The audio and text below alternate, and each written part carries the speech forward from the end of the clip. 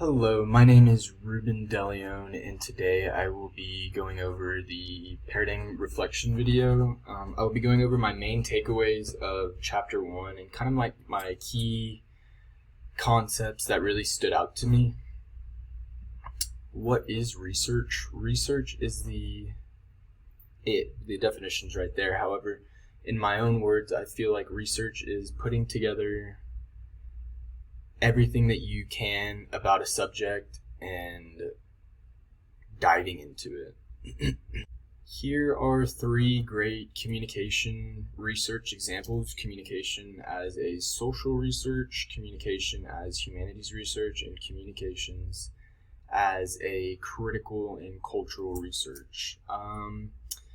I tend to lean more to communication as a social research and communication as critical or cultural research. However, communication and humanities research is advantageous. I just typically use the other two more often than not. How is research distributed? Well, these are examples of how research is distributed.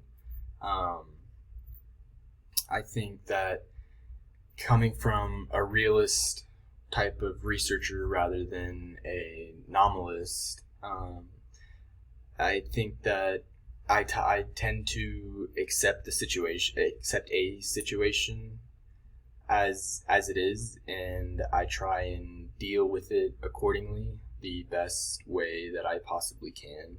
I kind of like search for evidence and examine the evidence, kind of like coming up with a hypothesis and then coming up with a solution to figure out your hypothesis or come up with a end goal to get to where you were trying to get.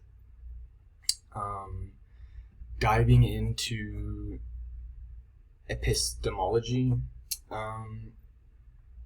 Epistemology is the study of knowledge and kind of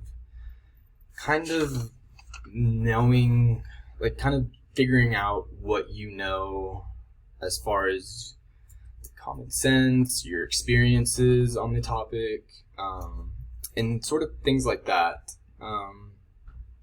Types of everyday ways of knowing. These are some great examples, and this is how I kind of figured out I was more of a subjective researcher rather than an objectivist. I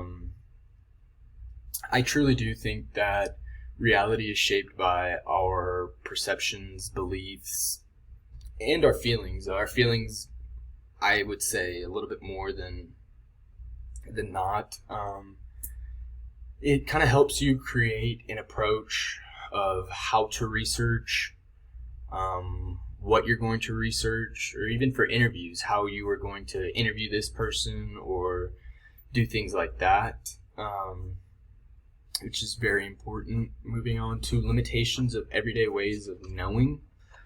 These 4 examples are very good, and they did stick out to me. I think that axiology research is kind of like the study of values and how it can affect your research at the end of the day. I lean more towards value-bound research rather than free, due to the fact that I do truly like giving my own opinions about subjects and about how I feel about the subject, what I know about the subject. I think that's also very important.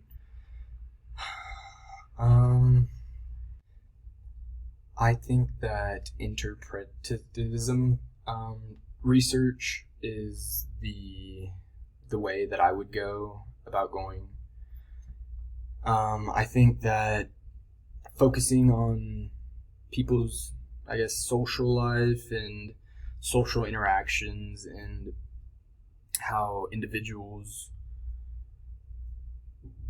viewing others' actions plays a huge role in the type of research and how you conduct your research. I would prefer doing that kind of research rather than just, this is how it is, da da da da da da. Moving on to deductive or inductive research, I think this is where I would kind of use both. I think that deductive research, using a theory or a hypothesis to test your research is advantageous to what you were doing. I think that inductive research, on the other hand, is really important as well too, being able to observe the data or the theories that you are researching. I think that they are both key ways of going about your research. I believe when it comes to qualitative or quantitative types of research, I lean more towards the quantitative, just because I